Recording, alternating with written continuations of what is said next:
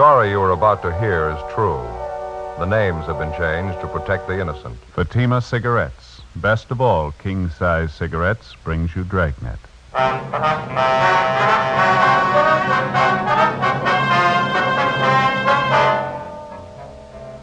You're a detective sergeant. You're assigned to homicide detail. An unidentified woman is found murdered in a hotel room. Cause of death, strangulation. There's no lead to the identity of the killer. Your job, find him. The latest Fatima sales report shows thousands and thousands of king-size cigarette smokers are switching to Fatima. For the month of October, coast-to-coast actual figures show Fatima sales are up 110%, or more than double. Fatima, best of all king-size cigarettes. Definitely the best quality in its class, but the same price as the cigarette you're now smoking. Remember, thousands of Americans are switching to extra mild Fatima. Next time, insist on the best, king-size Fatima, in the distinctive golden yellow package.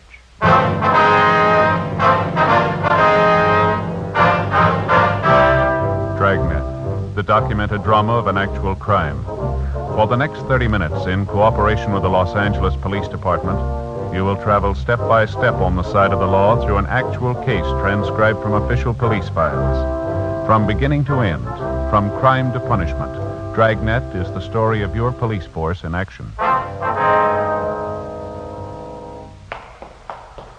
It was Tuesday, October 27th. It was cold in Los Angeles. We were working the day watch out of homicide. My partner's Ben Romero. The boss is Thad Brown, chief of detectives. My name's Friday.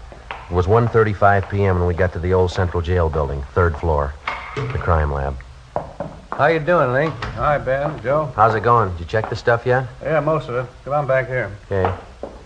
Well, this is all of it. Did you find anything we can get a lead out of? Nothing too good, no. I don't think you could identify it from what we've got here. The morgue post the body yet? Yeah, just this morning.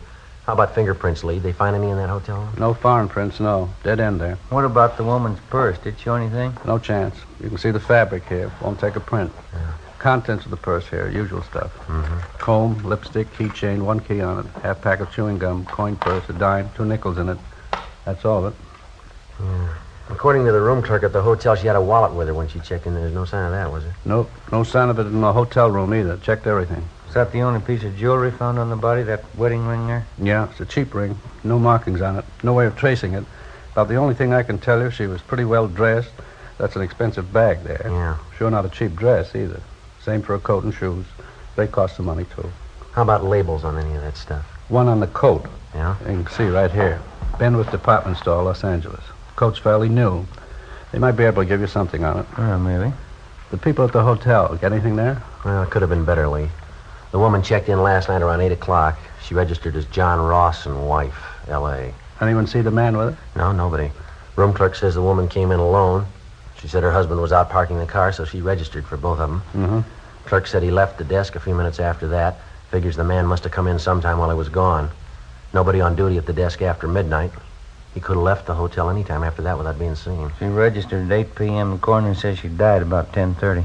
You're not even sure there was a man with her, are you? Yeah, the woman who was registered next door to the murder room, she told us she heard a man and a woman arguing. That was about 10 o'clock. Said it got pretty loud. No idea who the woman really was, huh? I suppose that John Ross and wife business doesn't mean anything. That's pretty doubtful. About all we got to go on is the physical description from the coroner. She was a small woman, 5'1", 99.25 pounds, wasn't that it, Ben? Yeah. Brown hair, blue eyes, about 31, 32 years old. We got her prints off to Washington. Got any ideas? We figured maybe it could be a psycho killer. How'd you figure? The coroner's report listed strangulation as the cause of death. Yeah? Whoever did it made sure her neck was broken. At approximately 6 o'clock that morning, in a second-floor room of a downtown hotel, the body of an unidentified woman was found murdered. Preliminary investigation failed to reveal the true identity of the victim or the killer. As far as physical evidence was concerned, there wasn't much to go on. The deep bruises on her neck and throat, along with the crushed vertebrae at the base of her skull, indicated a savage attack. 1:55 p.m. Through the label on the dead woman's coat, we traced the garment to a department store where it had been purchased, but they had no record on it. It was a cash purchase, and the salesgirl couldn't remember the customer. Investigation during the next 2 days failed to turn up any leads. We showed a morgue picture of the victim to bartenders, waitresses, parking lot attendants in the vicinity of the hotel. They couldn't identify her. We rechecked tenants and employees at the hotel. That got us nothing. Thursday, 5:48 p.m. One answer I'd sure like to find. Yeah? The victim was a nice-looking woman, well-dressed, nice clothes. How come she'd stay in a cheap hotel down in the neighborhood like that? It doesn't jibe for my money. Well, that's hard to say. Sure got me stopped. 2 days leg work and we're no place. Well, we might be in better shape when we get that kickback from Washington. I sure hope so. Go ahead.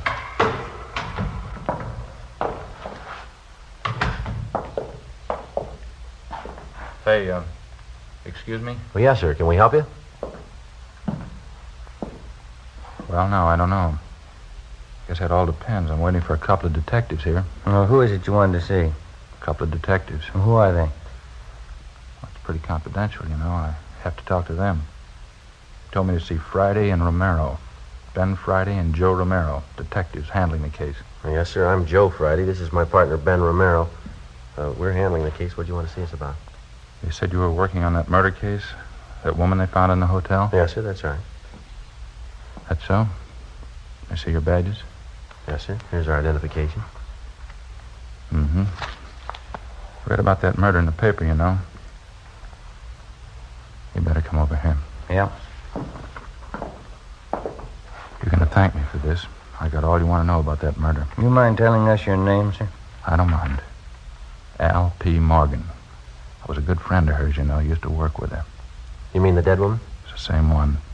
I never forget her face, Maud McLeod. Saw that picture in the paper and I said to myself, there's old Maud. You're pretty sure of that, are you, Mr. Morgan? Sure, I'm sure. Maud McLeod. Used to work together in the circus. Maud was a bareback girl, you know, best in the country, real trooper. What makes you so sure it's the same woman, Mr. Morgan? When was the last time you saw this friend of yours, this Maud McLeod? Well, I used to see her all the time. Worked the old cells floater together. Got a photo of her. You mind if we take a look at it, sir? That's why I came down here. I want to help out. She's got to be identified. Let's see. Got it here somewhere. It's old Maud in her circus costume. Yeah, here it is. Take a look at that. It's Maud, ain't it? Well, I don't know, sir. Doesn't seem to be too much resemblance here. Is that right? Afraid you've made a mistake, Mr. Morgan. Thanks for your cooperation anyhow. Appreciate you coming in. Well, sure, it was Maud. I get it. Homicide Friday. Oh, yeah, Frank. Uh-huh. Is that right? What'd it say? Huh? Yeah. Okay, fine. No, we'll pick it up. Yeah, thanks. Anything? Communications. They got the kickback from Washington on the dead woman's fingerprints. Any luck? They got her identified. She worked at an aircraft plant during the war. Name's Doris Frazier. I can't help but think you fellas are missing a bet. I knew that dead woman. Well, she's already been identified, Mr. Morgan. We know who she is. Her name's Doris Frazier. That's so. Yes, sir, that's right. Well, what do you think of that? Old Maud. She went and changed her name.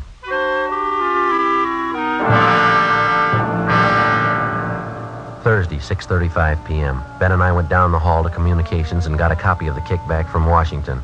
The murder victim was identified as Doris Eileen Frazier. She applied for a position as a typist at the Eagle Aircraft plant in Burbank in 1942. Next morning, we checked the personnel office at the plant, and we found that Doris Frazier had been employed as a typist from 1942 to 1944. In going over her application, we found her last known address listed as 7346 Oakdale Avenue. Her application stated she was single, with no previous employment, with no known relatives. We could uncover no further information on the girl. We drove across town to the Oakdale Avenue address, a large apartment building in a better-than-average neighborhood. The manager told us that Doris Frazier had lived there up to 8 months before. He said that a few weeks before she moved, she was married to a tall, dark-haired man, but he was unable to remember his name. The manager also told us that the newly married couple apparently began having trouble from the day that they were married. We checked the next forwarding address, a boarding house for women in the south end of the city. Ben and I interviewed the woman in charge, a Mrs. Frances Watson. We talked to her back in the kitchen of the boarding house while she polished a set of silverware. I saw that picture in the paper. I didn't connect it with Doris, though. She was a much prettier girl when she lived here. You say she left here about 18 months ago, Miss Watson? Yes, maybe a little more. Might be closer to 2 years. I'd have to check my rent receipts to be sure. Did you happen to know anything about the Frazier girl, Miss Watson? I mean, did you know much about her personal life at all? Well, of course, I always insist on references. Any good boarding house does, you know. Doris was a nice girl in many ways. Of course, she had her shortcomings. I suppose we all do. When she first came here, she seemed like such a nice girl, and then she started to go downhill. I just don't know what got into her. Well, how do you mean, ma'am? Was she in some kind of trouble? Well, of course, when she first came here, we didn't know it, but she was married. This is a home for single girls, and we have our rules and regulations just like any other respectable place. Yes, ma'am, we understand. Well, as we came to find out later, Doris wasn't only married, but she was fighting with her husband. I understand he wasn't much at all. She was thinking of getting a divorce, as a matter of fact. Well, did you ever meet her husband, Miss Watson? No, I never did. I suppose it's just as well I didn't. I understand that Doris left him after they'd been married only a few months. Mm-hmm. Do you know what his name is, ma'am? No, I have no idea. Or Doris always used her maiden name when she was with me. Then you never saw this man, Miss Watson? He never came to the house here? No, I didn't say I never saw him. I said I didn't meet him. Yes, there was once when he came to the house to see Doris. And what was the occasion? You mind telling us about it? Oh, it was most unpleasant, I can tell you that. Let me see now. Yes, Doris had been here about 6 months. Even by that time, I was beginning to see the real side of the girl. No character, Sergeant, no character at all. It shows up every time. Yes, ma'am. I wonder if you'd go on, please. Well, as I was saying, it was after about 6 months when this man brought Doris home late one night, about a quarter till midnight, I'd say. Upset the whole house. How was that, ma'am? The two of them, this man and Doris, they stood right out there in the hall, had a terrible quarrel. The language, it was dreadful. The top of their lungs, too. My husband went out to quiet them down, but the man left before he had a chance to calm him down. He upset the whole house. Uh-huh. Now, this man that the Fraser woman was arguing with, you're sure that was her husband? Well, as sure as I can be. That's what Doris told me, anyway, the day after. I called her in and told her I just couldn't tolerate behavior like that. It upset her quite a bit, I remember. She cried, said it wouldn't happen again. That's when she told me she was trying to get a divorce. Is that what the big argument was about? Would you know that? Yes, she said she wanted a divorce, and her husband didn't. He wanted her back with him. Certainly is sad the way some people mix up their lives. Yes, ma'am. By any chance, did you get a good look at this man, husband, I mean? Well, he was tall and had dark hair. That's about all I remember. He was well-dressed, too. I see. When Doris Fraser left here, Mrs. Watson, did she leave a forwarding address with you? No, she didn't. I haven't any idea where she moved. What kind of work was she doing while she was living here? Do you have any idea where she was employed? Yes, that was one of the references she gave me. Furniture company. Down on Venice Boulevard, if I remember correctly. I have the address in my record book. Certainly is unfortunate, the whole thing. Yes, ma'am, it is. I even tried to talk to her before she left. Sat her down and talked to her for a whole afternoon. I guess it was just a waste of time. How's that, ma'am? And trouble with her husband. Terrible thing. He seemed to treat her so badly, two of them fighting all the time. I believe she was actually afraid of him. She told me he was very jealous. He drank, ran around. That's why I couldn't understand it. You couldn't understand what, ma'am? Doris, when she moved away from here. Yes, ma'am? She said she was going back with her husband. The landlady, Frances Watson, gave us the address of the furniture store where the murder victim had been employed, and we drove down to check with the personnel manager, a Mr. Collins. He said that Doris Fraser had been fired from her job 10 months before. He said she'd been let go because she was constantly late for work and that she got into the habit of asking for salary advances too often. Collins also told us that he'd heard about the trouble between the Fraser woman and her husband. He said he'd seen the husband in the store several times when he came to call for his wife. He identified the husband as Stephen Arnold. The description was approximately the same, a tall, well-dressed man, dark hair, heavy build. The personnel manager gave us the last known address they had on the victim. The following morning, we checked it out, an apartment hotel in the East Wilshire area. She was still registered there, together with her husband, Stephen Arnold, but the desk clerk told us that Arnold hadn't been living there for the past 3 months. He had no idea where Arnold had moved. He didn't know where he worked. While the desk clerk stood by, Ben and I went upstairs and checked the apartment. Anything, Joe? No, nothing. Nothing in the bedroom. Like Lee says, she goes in for nice clothes, about all I can figure. Well, what you got there? I see it lying on the desk here. Looks like she started a letter and didn't get to finish it. What's it say there? Well, it's dated October 23rd. That's over a week ago. It says, Dear George, I've been meaning to write to you before, but... And that's all. That's as far as she got. George. First time we've run into that name on this deal. Makes more than one man in her life. Yeah, there's a couple of more letters here. They're all addressed to her, unopened. Let's see. All we can go by are the return addresses. Telephone bill, ad from a woman's store, postcard, another ad. Here's something. Santa Monica postmark. Yeah. Check the name on that return. Yeah, Stephen Arnold. 12:35 p.m. We called the office and checked Stephen Arnold through R&I. He had no criminal record. The return address, which he'd listed on the envelope of the letter to his wife, was 10826 Pacific Front Boulevard. We located it on the beach just below Santa Monica. It was a small hamburger stand owned and operated by the dead woman's husband. No, I haven't seen Doris for a couple months anyway. Why? I understand you had an apartment with your wife in the East Wilshire neighborhood. Is that right, Mr. Arnold? Yeah, that's right. Mind telling us why you left? No, I don't mind. Want to move closer to my work, that's all. That place is way too far out. Well, how is it your wife didn't move with you, sir? She wanted to stay close to town. Doesn't care for the beach much. Bad for his sinus, I guess. Well, did you have an argument with your wife, Arnold? Some kind of a disagreement? Is that one of the reasons you moved? Yeah, you might call it that. We're getting a divorce. That's so. Yeah, it was the best thing all the way around. It's been nothing but fighting and scrapping the last year anyway. We decided to call it quits. Will you excuse me a minute? I got to put some cold drinks in this cooler here. Yeah, go right ahead. Would either of you care for a cold drink? No, no thanks. Coke, maybe? No, thanks. Did you get the divorce from your wife, Mr. Arnold? Yeah, that's right. I'm divorcing her. Why do you want to know? You remember that last time you saw your wife, the exact date, I mean? No, I don't think I remember that. Been at least 3 months, I'll say that much. You spend most of your time down here at the beach, do you, Mr. Arnold? Yeah, that's right. I get into town once or twice a month.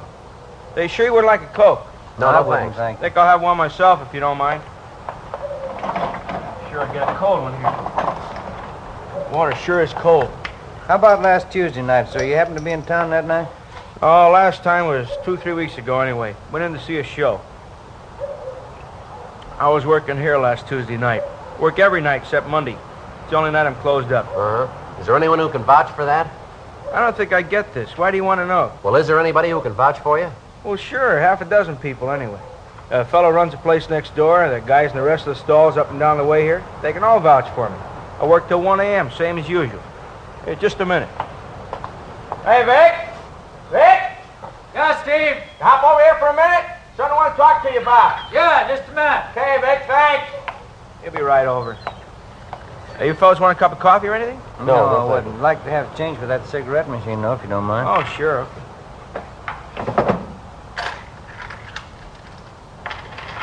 There you are. Oh, thanks. Yes, Steve? Hey, these fellas are detectives, Vic. Guess about some kind of jam my wife got into. They want to know where I was last Tuesday night. Yeah? They want somebody to vouch for me. Sure.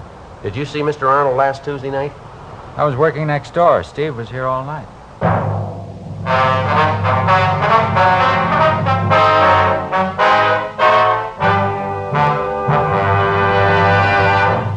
You are listening to Dragnet, authentic stories of your police force in action. Millions heard it, yet only 52 have written. Starting on Dragnet over 2 months ago, on September 20th to be exact, Fatima made a special money-back offer to more than 10 million listeners. The results? Amazing. Millions heard it, yet only 52 have written. If you smoke king-size cigarettes, listen to Fatima's famous offer. Buy a pack of Fatimas. Enjoy their extra mildness and superbly blended tobaccos. If you're not convinced Fatima is better than the king-size cigarette you're now smoking, just return the pack and the unsmoked Fatimas before December 1st, and we'll give you your money back plus postage. Fatima, Box 37, New York 1. Fatima's latest sales report shows Fatima sales up in every state in America. The month of October, coast to coast, actual figures show Fatima sales up 110%, or more than double. Yes, thousands and thousands of Americans are switching to king-size Fatima. So why wait? Switch to Fatima today. Extra mild. Best of all, king-size cigarettes.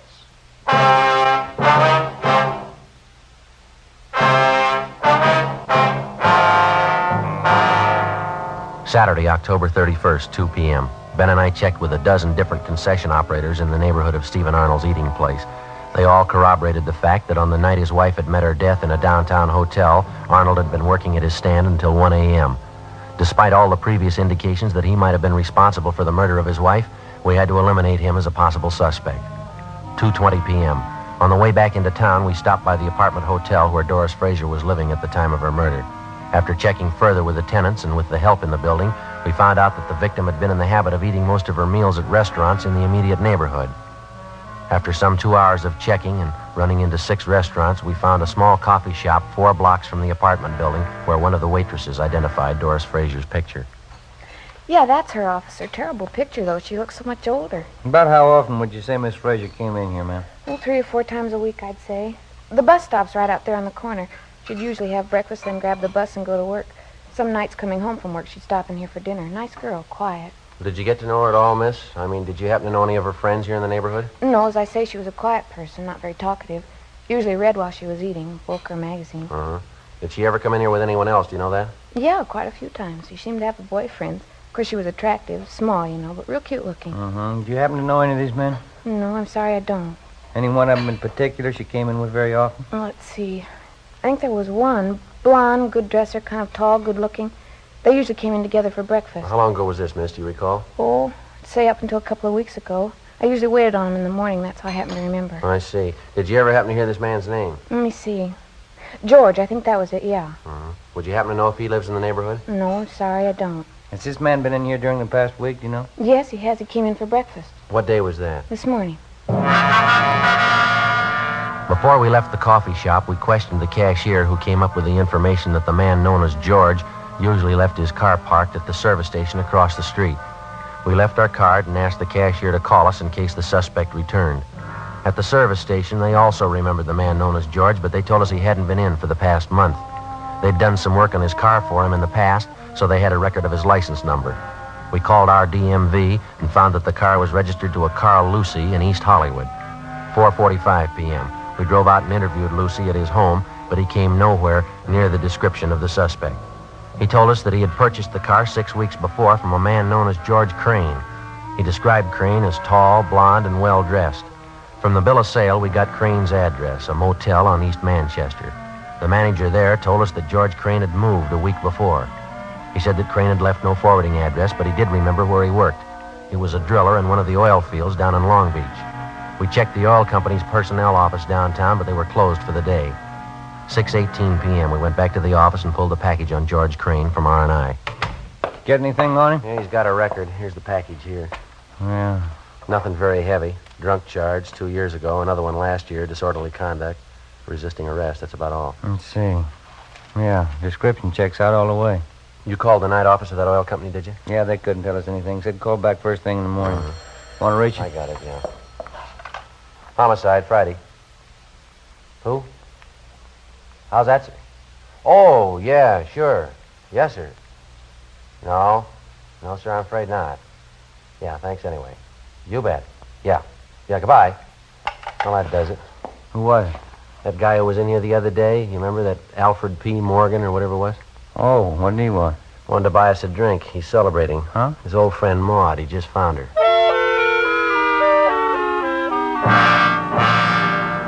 8 a.m. the next morning, we checked with the personnel department of the oil company's downtown offices. They told us that George Crane was employed as a driller, that he'd been working for the company for the past 5 years, and that he had a good employment record.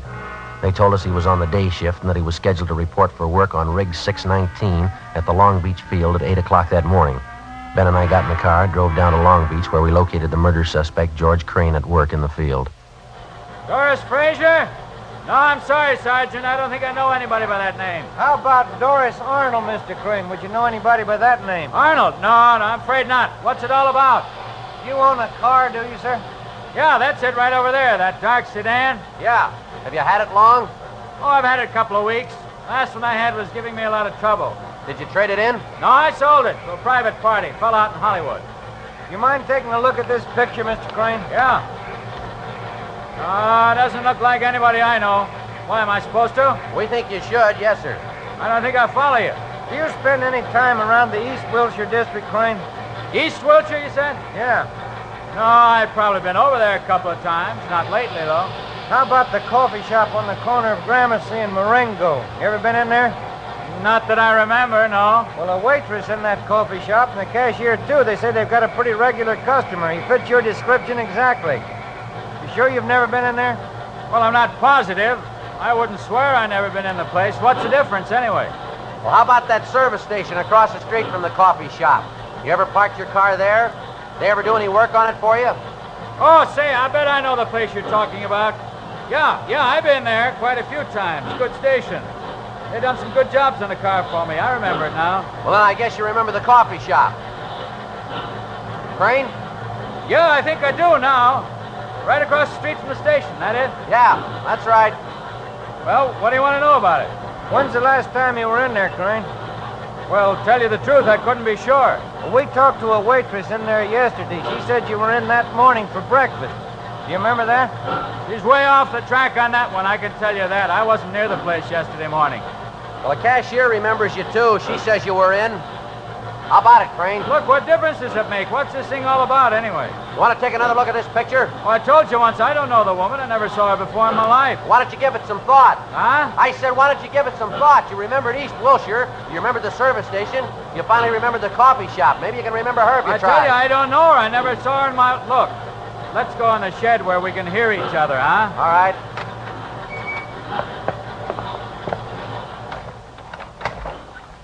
Yeah, that's a little better, huh? The waitress in the place says you were in there quite a few times with a woman. You usually came in for breakfast. You stopped going there about 2 weeks ago. I don't know her. What's the matter, Crane? You figure you got something to hide? I don't know what you're talking about. I don't know her. What do you figure she's got to do with me, anyway? We checked her apartment, mister. We found a letter she was writing to you. You about ready to tell us? What's a letter? That doesn't mean anything. Can't prove anything by the letter. What are you thinking, anyway? We think you're lying, Crane. We think you got a reason for it. What do you say? Doesn't prove anything. Maybe I knew her. That doesn't mean anything at all. We think it does. Yeah? We think you killed her. That the way it looks to you? That's the way it looks. I don't think you can prove it. We're going to try. Now, how about it? Will it go any easier for me if I admit it? That's not up to us. I don't know why I did it. What am I going to give for a reason? I don't know why I killed her. I wouldn't know, Crane. Didn't really have any reason. That sounds funny, doesn't it? No reason at all. I just killed her. What am I going to tell him? If I don't have a reason, how can I ask him to let me off easy? How can I ask him? I don't know, but they'll have an answer.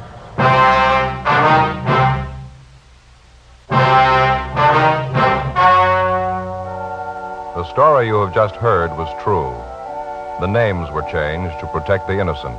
On February 8th, trial was held in Superior Court, Department 92, City and County of Los Angeles, State of California. In a moment, the results of that trial. And now, here is our star, Jack Webb. Thank you.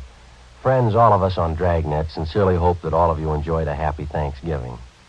And now, for a moment, we'd like to look ahead, pass along a gift suggestion for the coming holidays. Your neighborhood dealer now has Fatimas in colorful, smart Christmas wrappers. You'll find they make a perfect gift. Fatima's extra mildness and better flavor, Fatima quality, is bound to please every king-size cigarette smoker. Remember, this holiday season, give your friends Fatima in the distinctive new Christmas carton. Fatima, best of all king-size cigarettes.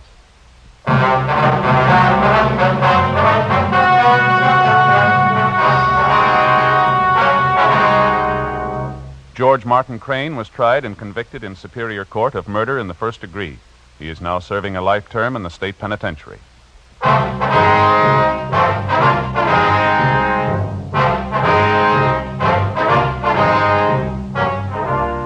You have just heard Dragnet, a series of authentic cases from official files. Technical advice comes from the Office of Chief of Police W.H. Parker, Los Angeles Police Department. Fatima Cigarettes, best of all king-size cigarettes, has brought you Dragnet, transcribed from Los Angeles.